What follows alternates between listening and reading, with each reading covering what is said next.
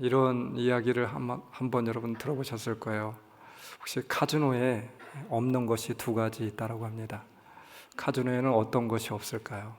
첫째는 시계, 그리고 또 하나는 창문이라고 하죠.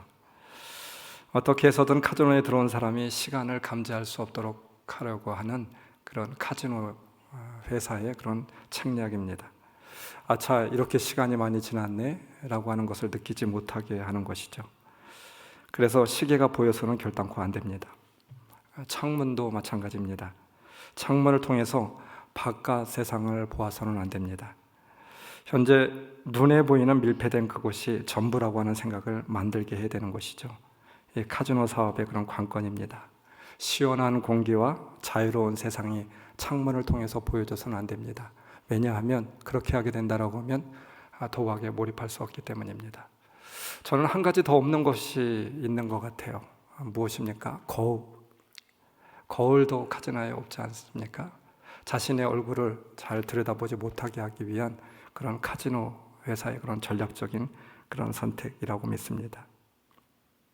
시간이 정지된 것처럼 몰입하게 하고 여기가 전부인 양 매몰시키는 것, 자신의 본 모습을 보지 못하게 만드는 것, 그러면서 카지노에서는 먹을 것 또 마실 것 무제한 거의 공짜 수준으로 제공을 하게 됩니다. 이것이 카지노가 우리를 속이는 그런 카지노의 그런 전략이죠. 영적인 세계에 있어서도 저는 마찬가지가 아닐까 싶습니다. 오늘도 마귀는, 사탄은 혈안이 되어서 우리를 속이고 있죠. 순례자인, 인생을 살아가고 있는, 천국을 향해서 순례하고 있는 우리 순례자들의 그런 삶 가운데 사탄은 우리를 속이고 있습니다. 영혼의 시계를 못 보게 만들죠. 영혼의 창으로 그 너머로 보여지는 천국을 못 보게 만들고 있습니다. 여러분, 하나님의 백성은 누구입니까? 천국 백성은 어떤 사람일까요? 영혼의 시계를 보는 사람이, 그런 사람이 천국 백성이 아닐까요? 영혼을 향한 창문이 열려진 사람들입니다. 영혼을 향한 창문을 통하여서 그 너머를 바라보는 사람들, 그런 사람들이 진정 믿는 사람들이죠. 철로 역정에 보면 순례자가 미혹이라고 하는 땅에 들어가게 됩니다. 소망이라고 하는 친구와 함께 같이 들어가게 돼요. 그 땅은 말 그대로 미혹하는 땅이었습니다. 근데 소망이 그 땅에 들어가서 이런 제안을 하게 됩니다. 난 정말이지 너무나도 힘들어. 잠이 쏟아져서 견딜 수가 없어. 여기서 잠깐 누워 자고 싶어. 여기서 우리 같이 누워 자고 가면 어떨까? 이런 제안을 하게 됩니다. 순례자는 정색을 하며 이 말에 대해서 안 된다라고 소리치죠. 절대 안 될 말이라고. 여기서 잠을 자게 된다라고 하면 우리는 혹시 깨어나지 못할 수도 있어. 이렇게 이야기를 합니다. 그렇습니다. 잠들면 깨어나지 못할 수도 있죠. 순례자의 말에 깊은 공감을 느끼게 됩니다. 여러분, 우리는 천국을 향해 가는 순례자이죠. 그렇습니까? 네, 그렇습니다. 안타깝게도 그런데 이 순례자가 잠을 자고 있는 그런 순례자들이 있습니다. 여러분들은 어떠합니까? 깨어 있어야 되는데 혹시 우리 영혼이 그렇게 잠을 자고 있는 것은 아니겠습니까? 오늘 말씀은 열 처녀에 대한 말씀이에요. 지혜로운 다섯 처녀하고 미련한 다섯 처녀로 구분되게 됩니다. 안타깝게도 다섯 처녀, 미련한 다섯 처녀는 잔치에 들어가지 못하였습니다. 기름이 부족하였죠. 등잔에 불이 켜지지 못하였기 때문입니다. 신랑이 온다라고 하는 것을 알지 못하였습니다. 더 나아가 그들은 졸고 있었습니다. 신랑이 오실 시간을 알지 못하였기 때문이죠. 오늘 성경 말씀은 우리들에게 묻고 있습니다. 우리들은 과연 어떤 사람입니까? 지혜로운 다섯 처녀입니까? 아니면 미련한 다섯 처녀입니까? 영혼의 시계를 들여다보아야만 됩니다.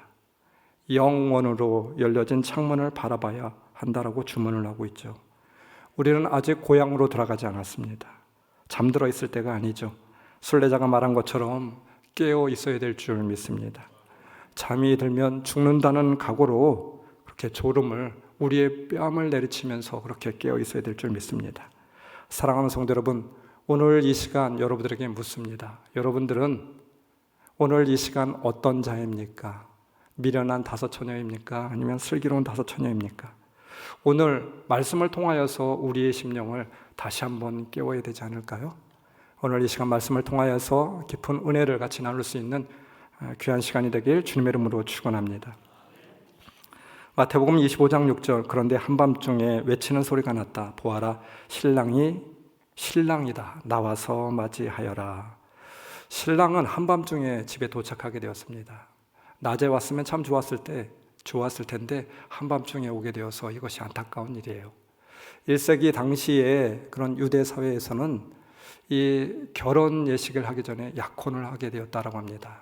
신랑이 신부에게 선물을 하게 돼요. 그리고 신부에게 선물을 주고 이렇게 이야기하면서 집으로 돌아가게 됩니다. 내가 꼭 다시 올 것이라고, 그때 당신을 데려가겠다고. 오늘 성경의 말씀은 결혼식이 아닙니다. 결혼하는 그런 결혼식에 대해서 말하고 있는 것이 아니라 결혼 예비잔치입니다. 남편은 집에 돌아가서 아버지 곁에다가 집을 짓게 돼요. 그래서 그 집이 다 완성이 되게 된다라고 하면 신부를 모셔오게 됩니다. 신부와 들러리를 모셔와서 그곳에서 자기 신랑의 집에서 잔치를 벌이게 되죠. 그런데 문제는 그 집이 다 지어지고 신부를 데려오게 될 때 그 명령을 내리는 분은 바로 아버지. 그 아버지만 명령을 내릴 수 있다라고 하는 거예요. 아버지가 명령을 내리는 그날 신랑은 아내를 데리고 와서 잔치를 벌이게 되죠. 신랑이 아버지가 명령을 해서 결국 그날이 되어서 신부 집에 오게 되었는데 낮에 왔으면 얼마나 좋았을까요? 아니, 신부 집에서 예측할 수 있는 시간이 왔으면 얼마나 좋았겠습니까? 그런데 안타깝게도 신랑은 예측하지 못한 시간에, 그리고 그것도 밤에 오게 되었습니다. 아버지의 명령을 받고 신랑이 오게 되었죠. 결론부터 이야기하자면 10처녀의 들러리들 가운데 5명은 신랑을 맞이할 수 있었고 나머지 5명은 신랑을 맞이할 수 없었습니다. 여러분, 그렇다라고 하면 우둔한 자와 지혜로운 자의 차이점은 무엇일까요? 사실 오늘 성경 본문을 보게 된다고 하면 차이점보다도 같은 점이 훨씬 더 많습니다. 그렇지 않나요? 들러리의 역할이 비슷해요. 같습니다. 그 이름도 같아요. 교인, 성도, 집사, 권사, 장로, 목사, 이름이 다 비슷하잖아요. 다르지 않습니다. 그 장소도 같습니다. 잔치집에 있습니다. 다시 이야기하면 교회에서 예배를 함께 드리고 있습니다. 잠도 같이 자고 밭에서 일도 같이 하고 사역도 비슷하다라고 하는 말이 되겠죠. 목적도 같습니다. 신랑을 맞으러 나가는 것이었습니다. 태도도 같습니다. 같이 졸았어요. 지혜로운 여인이 졸지 않은 것이 아니었습니다. 세상 삶이 피곤하여서, 그리고 신랑이 오는 것이 지체되니까 졸 수 있다라고 하는 것입니다. 신실한 종도, 또 미련한 사람도 졸 수 있어요. 때로는 졸 수 있습니다. 오늘 말씀 가운데 우리는 중요한 영적인 통찰력을 볼 수가 있습니다. 보십시오. 지혜로운 처녀들이나 미련한 처녀들이나 둘 다 기름이 있긴 했습니다. 그러나 미련한 처녀들은 충분한 기름이 없었습니다. 그래서 등잔의 등불이 꺼져버리고 있는 것이죠. 오늘 말씀 8절로부터 9절, 우리 등불이 꺼져가니 너희의 기름을 나누어다오. 아마도 그 기름이 닿아서 그 등잔의 등불이 꺼져버렸는지도 모르겠습니다. 그렇게 하면 우리에게나 너에게나 다 모자랄 터이니 안 된다. 차라리 기름장수들에게 가서 네가 쓸 기름을 사서 써라. 슬기로운 처녀들이 이렇게 말하였죠. 이 매정한 거절이 혹 때로 우리가 세상을 살면서 우리의 상식으로는 우리의 마음을 좀 불편하게 할 수 있습니다. 꼭 그렇게밖에 할 수가 없었겠는가? 차라리 기름을 나눠주고 그로 인해서 빚어지는 여러 가지 불편함과 어려움 같이 좀 공유하면 어떻겠는가? 여러분, 우리는 이렇게 생각할 수 있잖아요. 혹 이것이 그리스도인들이라고 말할 수도 있을지도 모르겠습니다. 아닙니다. 세상에서 이런 말이 있습니다. 공감이라고 하는 것은 누군가의 우산을 씌워주는 것이 아니라 그와 함께 어떻게 해요? 비를 함께 맞는 것이다 라고 하는 말이 있습니다. 하지만 이 비유는, 오늘 성경에 나와 있는 비유는 그런 인간적인 인정을 말하고 있는 것이 아니겠죠. 천국을 지향하는 이들에게 요구되는 엄정한 삶의 태도, 믿음의 태도를 말씀하고 있는 것입니다. 여러분, 기름은 나눠 쓸 수 없어요.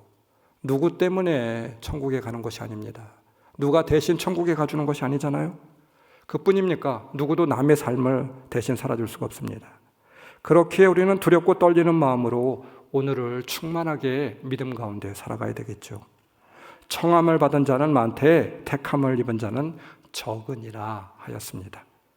마태는 천국은 모두에게 개방되어 있지만 그렇다고 하여서 누구나 쉽게 들어갈 수 있는 것이 아니다 말하고 있어요. 계속해서 천국에 대한 말씀을 강조해서 이어져 오고 있는데 마태가 말하고자 하는 내용이 이것입니다. 그러므로 너희는 깨어 있어라. 깨어 있는 자가 되어라. 여러분, 깨어 있는 삶이라고 하는 삶은 어떤 삶입니까? 등불을 밝히는 삶입니다. 천국이 예배되어 있음을 아는 것이 아니라 천국을 오늘 살아가는 삶이라고 저는 믿습니다.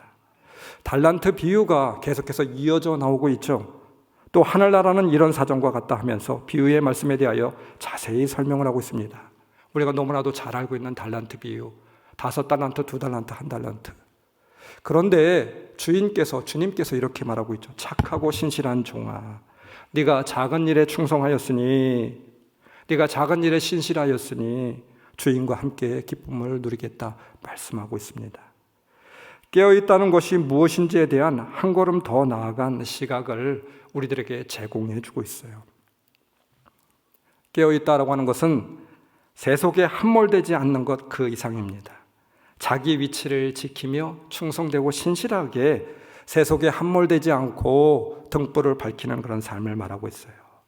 자신을 지켜서 하나님과 교회와 사람 앞에서 자기 위치를 지키며 충성스럽게 신실하게 지혜롭게 살아가는 삶을 말하고 있는 것이죠. 자신이 들고 있는 등불을 꺼트리지 않는 삶입니다. 여러분, 어떻게 하면 우리가 들고 있는 이 등불을 꺼트리지 않을 수 있을까요? 기대치 않았던 어둠, 끝날 것 같았는데 계속되는 그 어둠, 예상을 넘어서 계속되는 시련과 답답함, 핍박, 갈등, 고통, 계속되는 단조로움과 유혹들, 이런 것들을 견뎌내면서 세상에도 빠지지 않고 하나님 앞에서 자신의 신분과 위치를 지키기 위하여서 우리에게 정말 필요한 것은 과연 무엇입니까? 그러기 위해서 우리에게 부어져야 될 것이 있어요. 성령의 충만함이죠. 주님과의 깊은 교제입니다. 살아있는 교제입니다. 성령의 기름 부음입니다. 내가 할 수 있는 것이 아니죠. 성령과 동행해야만 됩니다. 주님과 동행하는 삶이죠. 한 번 부어진 기름 부음이 아닙니다. 날마다 오늘도 주님과 동행하여 사는 그런 삶이죠. 오늘 부어지는 기름 부음이 있게 될 때 우리는 천국을 오늘에도 살아갈 수 있습니다. 말씀을 보십시오. 말씀 8절, 우리 등불이 꺼져가니, 등불이 꺼졌기 때문입니다. 주님과의 교제가 꺼졌습니다. 주님과의 예배가 꺼졌습니다. 주님과의 기도가 꺼졌습니다. 믿음이 꺼져버렸어요. 간절한 기도가 꺼져버렸습니다. 우리의 모습은 어떠합니까? 혹 우리 한국교회의 모습은 어떠합니까? 더 나아가 우리 교회의 모습은 어떠합니까? 여러분들의 신앙의 모습은 어떠합니까? 우리는 코로나로 인하여서 두려워할 것이 아니라 우리의 영적인 공궁에 대하여서, 빈곤에 대해서 두려워해야 될 줄 믿습니다. 우리의 영적인 빈곤이 얼마나 더 두려운 일인지 우리는 심각하게 살펴야만 됩니다. 이것이 바로 질병보다 더 두려운 일 아니겠어요? 여러분 그렇게 생각하지 않나요? 지금 막 심지에서 불은 꺼져버리고 연기만 나고 있는 우리의 심령은 아니겠습니까? 그래서 심지 그 타다 못된 그런 냄새만 풍기고 연기만 풍기고 있는 우리의 영적인 모습은 아니겠습니까? 어느덧 형식만 남았습니다. 이름만 남았습니다. 자리만 차지하고 있는 것 같아요. 찰스 알렌이라고 하는 사람이 현대의 성도들에 대하여서, 크리스천들에 대해서 이렇게 표현을 했습니다. 성도는 성도인데, 크리스천은 크리스천인데 교인 중에 20%는 거의 주일 예배에 참석하지 않는데요. 25%는 거의 일주일에 기도를 한 번도 드려본 적이 없고 35%는 가정에서 성경을 단 한 번도 읽어본 적이 없고 40%는 교회에 일정한 그런 헌금을 드리는 사람도 없고 결정치 아니하고 60%는 신앙서적을 1년에 거의 한 번도 읽어본 적이 없고 85%는 믿지 않는 사람들을 한 명도 1년에 교회에 데려온 적이 없는 사람들. 그러면서 100% 모두 다 천국 가기를 바라고 있다라고 하는 말입니다. 영적인 생활에, 신앙생활에 찰스 알렌이 말한 것처럼 여러분, 우리에게 빨간불이 들어와 있는 것은 아니겠습니까? 교회는 영적인 주유소이죠. 성도들은 이 영적인 주유소에서 기름이 채워져야만 됩니다. 지성소의 등불은 365일 밝혀져 있었다라고 해요. 그리고 제사장에게 이렇게 이야기합니다. 출애굽기 27장. 너희 모든 제사장들아, 바로 불이 밝혀져 있는지 아침 저녁으로 너희는 간검하여라. 이것이 너희에게 주는 규례이니라 말씀하고 있어요. 아침부터 저녁까지 계속 24시간 동안 등불이 밝혀져 있어야만 됩니다. 성막의 제단의 불은 24시간 계속 지펴져야 되겠죠.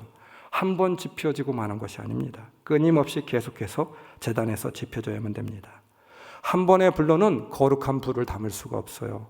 한 번의 불로는 하나님의 임재를 담아둘 수가 없습니다. 그 거룩한 임재를. 그래서 제사장은 늘 기름이 있는지 등불이 켜져 있는지 간검해야 되는 것이 제사장의 가장 중요한 임무예요.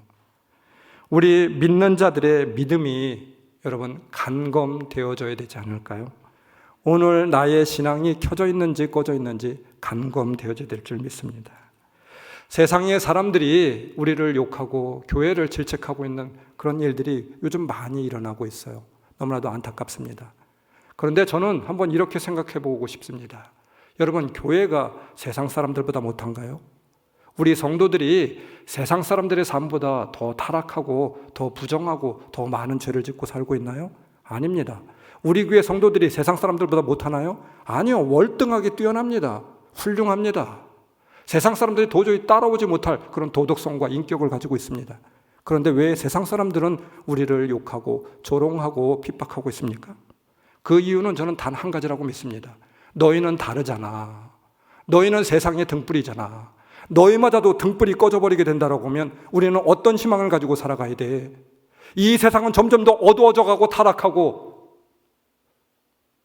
죄악으로 가득 차 있는데 너희마저도 그 등불이 꺼져버리게 된다고 하면 우리는 소망을 잃어버려 희망이 없어. 그 말을 하고 있는 것이 아니겠습니까? 그 말을 애들로 하고 표현하고 있는 것이 아닐까요?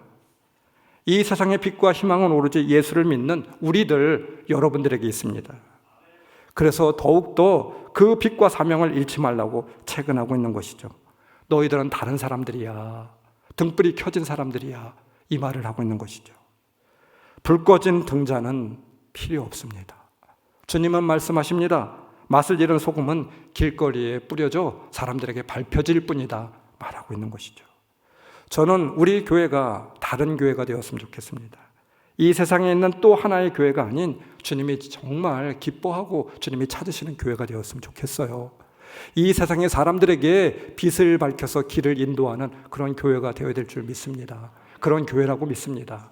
저는 우리 성도들이 그런 성도라고 믿습니다. 정말 믿습니다. 불 켜진 성도들, 등불에 불이 환히 밝혀진 성도들, 그래서 다른 믿지 않는 사람들을, 아니 세상에 많은 사람들을 빛된 길로 인도하는 여러분들의 삶이라고 믿습니다. 어떻게 빛을 비출 수 있을까요? 세상을 비출 수 있을까요? 회막의 등불을 밝힐 수 있을까요? 기름이 충분해야만 됩니다. 성령의 기름이 오늘도 충만하게 채워져 있어야 됩니다. 그래야 빛을 밝힐 수 있어요. 빛된 삶을 살아갈 수 있어요. 오늘의 말씀 가운데 한 가지 성도들이 착각을 하는 것이 있습니다. 1세기의 혼인잔치는 신부집에서 하는 것이 아니라, 오늘 말씀처럼 신부집에서 하는 것이 아니라 신랑집에서 하는 것입니다. 신랑이 신부집에 온 것은 궁극적인 목적은 혼인 예식을 하기 위해서가 아니라 신부와 들러리들을 데리고 신랑집에 가서 혼인 예식을 하기 위함이었습니다. 즉 다시 이야기하면 예비잔치였다라고 하는 것이죠. 사랑하는 성도 여러분, 우리는 예비잔치에 초대된 처녀들과 같습니다. 오늘 천국에 들어가는 것이 아니죠. 오늘 천국을 대신 준비하는 자들입니다. 할렐루야. 그러나 오늘 천국이 준비되지 않으면, 오늘 천국이 우리에게 임하지 않으면 그날의 천국도 올 수가 없습니다. 들어갈 수가 없어요. 우리가 기억해야 될 것은 성령의 충만함이 없는 성도들은, 기름이 준비되지 않은 사람들, 오늘 신랑을 볼 수도 없고 오늘 신랑과 교제할 수도 없는 사람들, 바로 결혼잔치에 들어갈 수 없는 사람들이다라고 하는 것이죠. 사랑하는 성도 여러분, 다시 한번 우리 심령 가운데 기름을 채워야 되지 않을까요? 충분한 기름이 채워져야 되지 않을까요? 우리의 빈 영혼에 주님과의 교제가 오늘 살아있어야 되지 않겠습니까? 등잔만 남아서 심지만 태우고 있는 우리의 심령이 되어서는 곤란합니다. 기름을 충분히 준비한 성도들이 되어야 될 줄 믿습니다. 성령의 충만함을 다시 한번 사모하며 나아갈 수 있는 귀한 성도들이 다 될 수 있기를 주님의 이름으로 축원합니다. 오늘 비유의 근본적인 핵심은 13절에 있어요. 그러므로 깨어있으라. 그러므로 깨어있으라. 그날과 그 시각을 알지 못하기 때문이다. 너희는 그날과 그 시를 모른다는 것입니다. 신랑이 오는 시간을 알았다면 들러리들이 졸고 있을 리가 만무하고 기름을 준비하지 않을 리가 만무합니다. 그러나 불행하게도 그날과 그 시를 아는 자가 없었다라고 하는 말이 되겠죠. 이 비유의 결론은 이렇게 끝납니다. 13절, 그러므로 깨어있어라. 너희는 그날과 그 시각을 알지 못하기 때문이다. 깨어있으래요. 영적인 긴장을 늦춰서는 안 됩니다.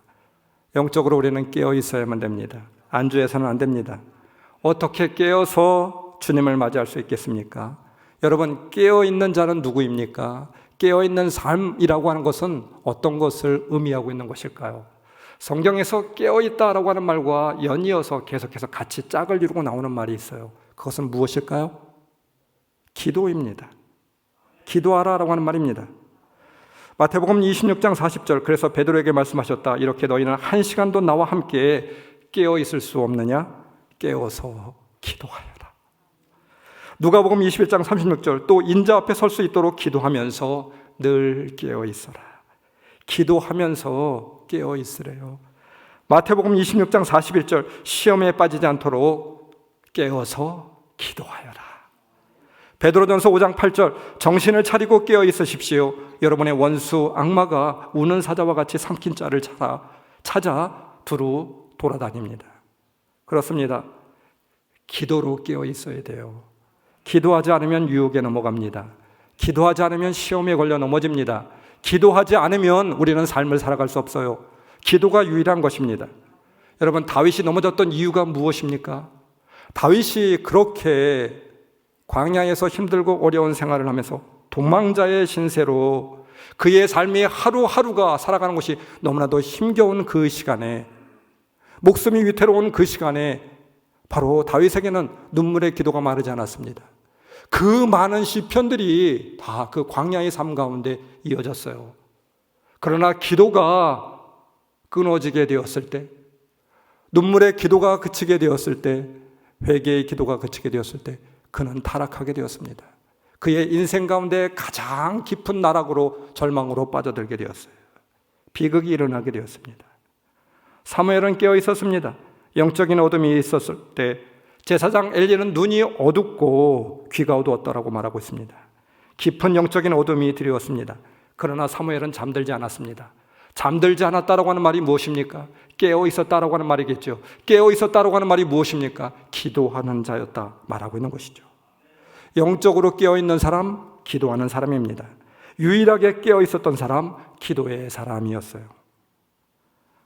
성도들의 기도 시간이 생각보다 너무 적다라고 하는 사실을 저는 목회하면서 종종 느끼게 됩니다. 적은 정도가 아니라 어떤 성도는 아예 없다고 봐야 되는 그런 성도들도 있어요. 기도가 중요하다라고 하는 생각은 믿는 사람이라고 하면 다 가지고 있는 것 같습니다. 또한 기도해야 한다고 모두 느끼면서 살고 있습니다. 그러나 실제로 아는 만큼 기도 시간을 가지지 못하는 것이 현실입니다. 여러분, 그 이유가 도대체 무엇일까요? 요즘의 성도들은 너무나 바쁘고 너무나 피곤해서, 또 중요한 일이 있어서, 중요한 일이 더 많아서 기도해야 하는 것은 알지만 실천을 잘 못하는 거야. 우리가 얼른 우리 생각 가운데 또 우리 마음 가운데 대답할 수 있는 그런 대답이 이 정도입니다. 근데 정말 그렇습니까? 너무 바빠서, 급한 일이 있어서, 중요한 일이 있어서. 그보다 더 진지하게 생각해 보면 그 대답에는 무엇인가 석연치 않은 불합리한 그런 부분이 있는 것 같아요. 왜입니까? 아무리 바빠도 우리가 해야 되는 일이 있잖아요. 아무리 바빠도 꼭 해야만 하는 일이 있다고 하면 그 일 하잖아요. 중요하게 생각하는 일에 시간을 내고 있잖아요. 아까워하지 않습니다. 또 마음에 끌리는 일이 있다고 하면 그 일을 반드시 해야만 됩니다. 다른 일들은 다 제쳐두고 나서도. 여러분 꼭 해야 하는 운동이 있다고 하면 그 운동 하고 있잖아요. 교제가 있다고 하면 교제하고 있잖아요. 만나야 될 사람이 있다고 하면 만나고 있습니다. 그러므로 단지 바쁘고 피곤해서 기도하지 않는다라고 하는 것은 하나님 앞에서 우리의 궁색한 변명이 됩니다. 우리가 정작 잊고 있는 것, 놓치고 있는 것이 있어요. 그것은 무엇입니까?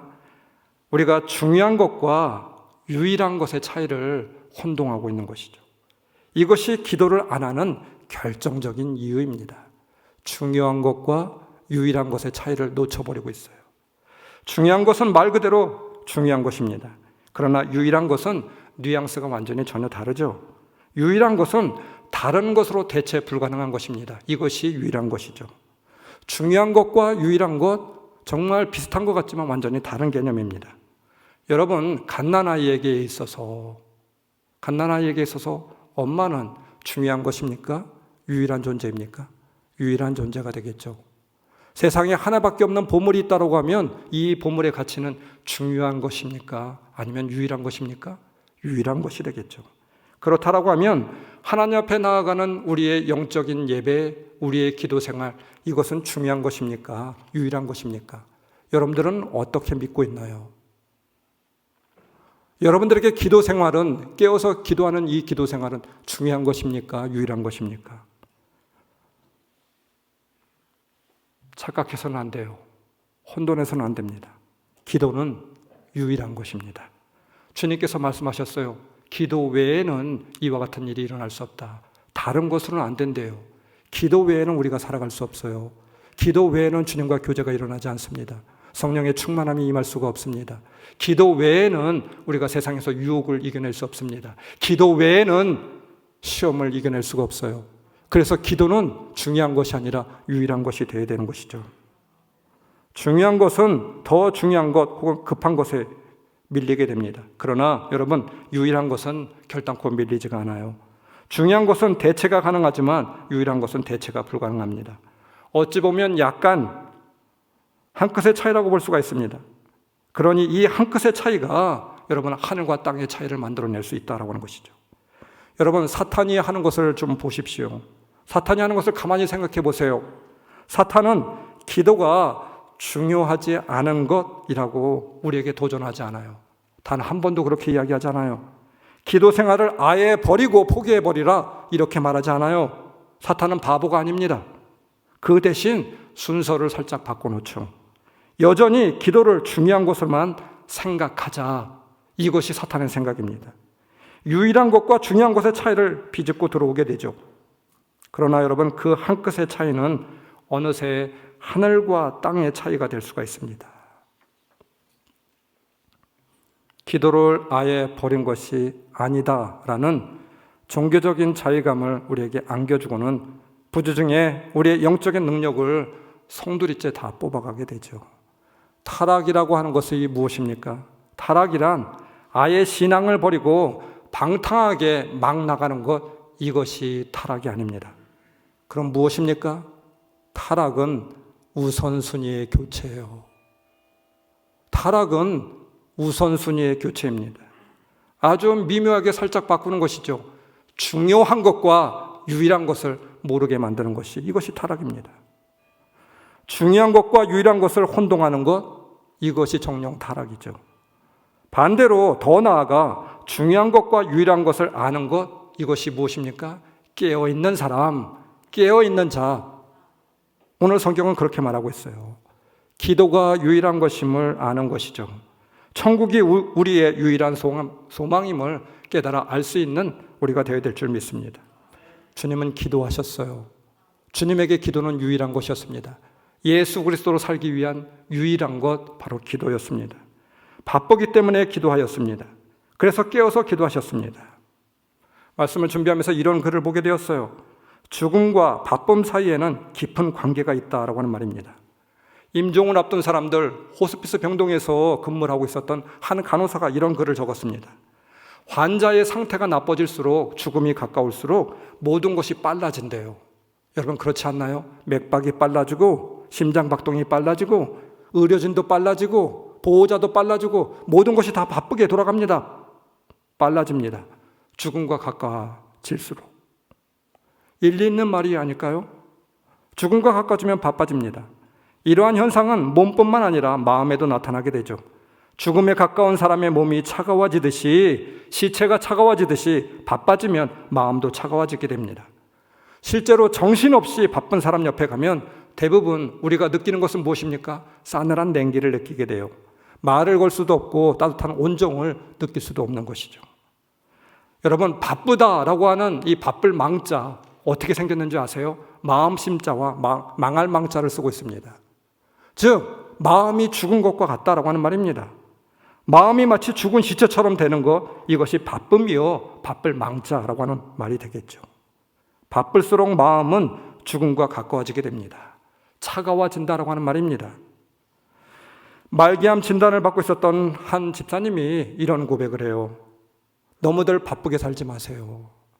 내가 다시 건강해질 수 있다고 하면 꼭 하고 싶은 말이 두 가지가 있어요. 첫째는 매일 내 자녀들, 아이들을 꼭 안아줄 거예요. 두 번째는 매일 밤늦게 들어오는 지친 남편 꼭 반갑게 맞아주고 안아주고 싶어요. 이것이 제가 건강해지면 하고 싶은 두 가지 간절한 소원이에요. 지난 시간들이 너무 아까워요. 정신없이 바쁘게 살아왔지만 행복했던 기억이 별로 없었던 것 같아요. 너무나도 가슴 아프고 너무나도 가슴 아린 그런 진실한 고백이 아닐까요? 바쁨과 죽음이 직통으로 연결되어 있음을 늘 기억하며 살았다라고 하면 여러분 얼마나 좋겠습니까? 이를 알았다라고 하면 혹 어쩔 수 없이 바쁠지라도 최소한 우리 심령 가운데, 영혼 가운데 빨간 등, 경고등, 그 경고등을 켜고 살지는 않았을까요? 그렇다라고 하면 그 경고등이 우리 심령 가운데 늘 켜져 있게 되었다라고 하면 최소한 우리 아이들을 가슴으로 안을 수 있는 시간이 있었지 않았을까요? 남편에게 환한 표정을 지어 보일 수 있지 않을까요? 세상과 일과 삶에 대하여 바쁜 것이 아니라 우리는 어디에 바빠야만 됩니까? 여러분들은 무엇에 바빠야만 됩니까? 믿음의 사람들은 어디에 바빠야 됩니까? 성경은 말씀하고 있죠. 기도에 바빠라. 예배 생활에 바빠라고 말씀하고 있습니다. 이보다 더 중요한 일이 어디 있겠습니까? 이것이 바로 유일한 일입니다. 우리가 살아갈 수 있는 유일한 길이죠. 우리의 가정이 여러분 무엇으로 세워질 수 있겠습니까? 기도하는 자가 있어야 되지 않을까요? 눈물을 머금고 회개하며 가정을 위하여서, 자녀들을 위하여서, 배우자를 위하여서 기도하는 그 한 사람이 있어야 되지 않을까요? 이것이 바로 우리 가정을 세울 수 있는 유일한 길이 되지 않을까요? 우리의 심령이 살아날 수 있는 유일한 길이 되지 않을까요? 영적으로 깊은 잠에 빠져 있어서는 곤란합니다. 누군가는 새벽을 깨워야만 됩니다. 기도로 새벽을 깨워야만 됩니다. 회개의 눈물로 가정을 깨워야만 됩니다. 김남도 교수가 올해 한국교회와 믿는 성도들의 영적인 진단을 위하여서 이런 책 하나를 내어놓게 되었습니다. 여러분, 올해가 호랑이 해라고 하잖아요. 검은 호랑이 해라고 하는데 책의 부제가 이렇습니다. 호랑이인가 고양이인가? 호랑이인가 고양이인가? 우리는 과연 호랑이임에도 고양이로 살아가고 있는 것이 아닌가? 이것이 우리 바로 삶의 현주소이고 우리 영혼의 현주소가 되고 있는 것이 아닌가 묻고 있는 말이 아닐까 싶어요. 호랑이였던 우리가 고양이로 전락해버렸습니다. 호랑이의 자존감을 잃어버렸습니다. 호랑이의 용맹함은 어디에서 찾을 수가 없어요. 그래서 호랑이이지만 고양이가 되어버렸던 것이죠. 지난주 금요일 날 기아대책기구 본부에 가서, 서울에 있는 본부에 가서 말씀을 전하게 되었습니다. KTX를 타고 가는데 한 20초 정도로 간신히 KTX를 타고 내려오게 되었어요. 가는 데도 그렇고 오는 데도 그렇고 말씀을 한 주간 내내 묵상하면서 이런 생각이 들었습니다. 천국도 이와 같으면 곤란한데. 기아대책기구의 본사에 있는 직원들과 함께 말씀을 나누게 되었어요. 길 위의 순례자, 전에 읽었던 그 책 가운데 이 이야기를 가지고 말씀을 나누게 되었어요. 길 위의 순례자 가운데 바로 10번째 호랑이라고 하는 글이 있어요. 숲에 살다가 잡혀온 호랑이가 있었는데 굉장히 사납고 용맹스러운 그런 호랑이였습니다. 그런데 이 호랑이가 어느 날 바로 붙잡혀 오게 되었어요. 첫째 날 호랑이는 으르렁대며 새창살을 물어 뜯으려고 하였습니다. 그런데 며칠이 지나자 배가 고파 견딜 수가 없어서 조련사에게 먹을 것을 요구하게 되죠. 내가 너무나도 배가 고프다고, 나에게 좀 먹을 것을 달라고. 그런데 조련사는 이런 자에 거절을 하게 됩니다. 그러면서 한 가지 내가 너에게 생각해 볼 것이 하나 있는데 이렇게 하게 된다라고 하면 내가 먹을 것을 주지 하면서 제안을 하게 됩니다. 조련사는 네가 고양이처럼 혹시 야옹 이렇게 울게 된다라고 하면 내가 먹을 것을 줄게 제안을 하게 됩니다. 호랑이는 그 제안을 받고 이런 자에 거절을 하게 됩니다. 내가 그래도 천하의 호랑이인데, 천하를 호령하는 그런 호랑이인데 내가 어떻게 고양이처럼 야옹할 수 있겠어? 그러나 시간이 지나면서 이 호랑이는 배고픔을 견디지 못하고 마침내 굴복하고 말았습니다. 야옹, 야옹. 울음소리 하나로 숲을 울리던 호랑이가 고양이처럼 그렇게 울었던 것이었죠. 조련사는 이내 호랑이를 길들이기 위하여서 또 한 가지를 제안하게 됩니다. 혹시 당나귀처럼 히잉할 수 있어? 그러면 내가 더 많은 먹을 걸 줄게. 호랑이는 결단코 그거는 할 수 없다고. 내가 어떻게 풀을 뜯는 당나귀처럼, 내가 늘 잡아먹었던 당나귀처럼 그렇게 그 당나귀의 그런 모습을 흉내낼 수 있겠느냐고. 그러나 어떻게 되었습니까? 결국 너무나 배가 고픈 나머지 결국에는 당나귀처럼 또 무너지게 되었습니다. 히잉할 수밖에 없었어요. 우리의 갇힌 지 열흘째 되는 날이라고 하는 글입니다. 호랑이가 히잉되자 조련사는 고기를 던져주었던 것이 아니라 건초더미를 던져주었대요. 여러분, 우리의 갇힌 호랑이는 더 이상 호랑이가 아니었죠. 이 이야기를 읽으며 가슴 한구석에 씁쓸함을 느끼게 됩니다. 안타까웠습니다. 혹 우리는 이 열흘째 우리의 갇힌 호랑이로 삶을 살아가고 있는 것이 아닐까? 우리의 존재는 열흘째를 살아가고 있는 호랑이의 모습이 아닐까? 어디에도 천하를 호령하는 호랑이의 기계는 찾아볼 수 없고 한낱 애완동물이 되어버렸습니다. 열흘째라고 하는 말이 마음에 다가옵니다. 혹 우리는 지금 열흘째를 살아가고 있는 우리의 영적인 모습이 있는 것은 아닙니까? 세상에 무기력하게 안주해 있는 오늘 우리의 영적인 모습, 나의 모습이 있는 것은 아닐까요? 사랑하는 성도 여러분, 호랑이를 호랑이 되게, 호랑이를 숲으로 다시 되돌려 보내야 되지 않을까요? 그래야 되지 않을까요? 더 이상 슬픈 호랑이의 자화상의 모습을 보여서는 안 되지 않을까요? 호랑이가 살아야 될 곳 숲입니다. 호랑이의 모습을 회복해야 될 줄 믿습니다. 어떻게 하면 우리는 호랑이가 호랑이 되게 호랑이의 모습을 회복할 수 있을까요? 오늘 성경을 말씀하고 있습니다. 말씀 13절, 그러므로 깨어 있어라. 깨어서라고 하는 말, 저는 살아서라고 하는 말로 바꾸고 싶습니다. 깨어있는 자가 살아있는 자이죠. 깨어서 기도하는 자가 살아있는 자입니다. 살아있는 주님을 만날 수 있고 살아있는 주님의 통치가, 주님과의 깊은 교제가 이루어지게 되죠. 바로 그것이, 그 사람이 있는 곳이 천국이 이루어지는 곳 아니겠습니까? 사랑하는 성도 여러분, 깨어있는 자들이 되시기를 주님의 이름으로 축원합니다. 깨어서 영적인 삶을 이어갈 수 있는, 오늘도 주님과의 깊은 교제를 이어갈 수 있는 저와 여러분들이 되시길 주님의 이름으로 축원합니다. 우리 찬양 하나 부르고 우리 통성으로 기도합시다. 내일 일은 남 몰라요 찬양 부르고 우리 통성으로 기도하는 시간 갖도록 하겠습니다.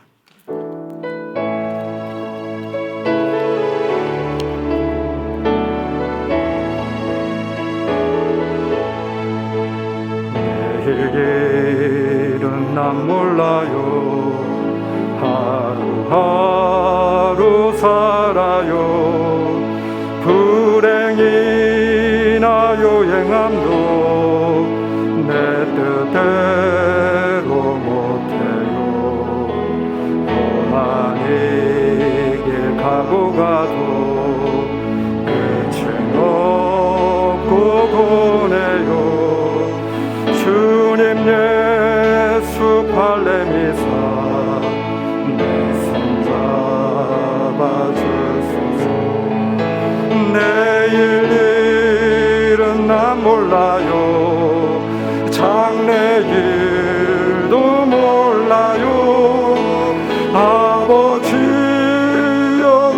붙드사 평탄한 길 주옵소서. 좁은 이 길 진리의 길 주님 가신 그에게 힘이 들고 어려워도 찬송하며 갑니다.